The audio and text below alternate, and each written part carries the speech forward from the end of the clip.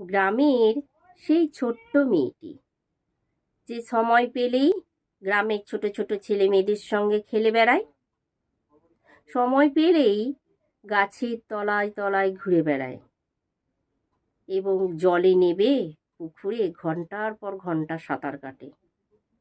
এটাতেই তার অনেক আনন্দ।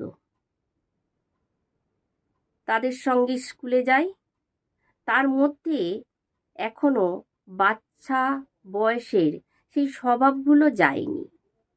এরই মধ্যে সে পঞ্চম শ্রেণী থেকে নবম শ্রেণীতে উঠেছে। উত্তীর্ণ হবার আনন্দ তার কাছে অনেক। সে এগিয়ে যেতে চায় সামনের দিকে, কিন্তু তার বাবা মা তারা এই বিষয়টা নিয়ে খুশি নয়,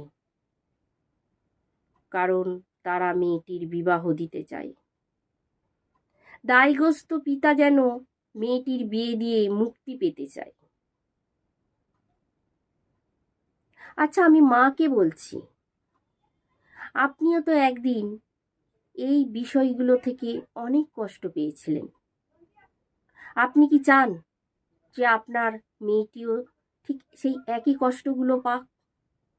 আপনার পাড়া প্রতিবেশী, আত্মীয় স্বজন, চেনা জানা, বন্ধু বান্ধব সবাই বলবে আপনার মেয়েটির বিবাহের কথা। কিন্তু দেখুন, মেয়েটি আপনার, তাই ভালো মন্দ বোঝার দায়িত্বটাও আপনার।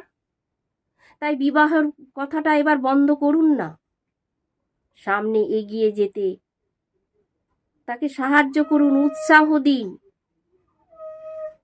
শুধু তাই নয়, তাকে মানসিক চাপ দেওয়া বন্ধ করুন, তার সঙ্গে বন্ধুত্বপূর্ণ আচরণটা করুন। কারণ আপনার একটা ডিসিশন আপনার মেয়ের জীবনে অনেক বড় ক্ষতি করতে পারে। তাছাড়া আপনি কি জানেন যে এই সময় তার শারীরিক গঠনগতভাবেও সে ঝুঁকিপূর্ণ? কঠিন পরিস্থিতি যদি সামনে আসে, মোকাবিলা করার জন্য ক্ষমতা তার মধ্যে নেই। কঠিন সমস্যাগুলোকেও পেরিয়ে চলার সমাধান করার ক্ষমতা তার মধ্যে নেই। সুতরাং সঠিক বয়সে বিবাহ দিন। আসুন আমরা সবাই হাতে হাত মিলাই, বাল্যবিবাহ বন্ধ করি। ধন্যবাদ।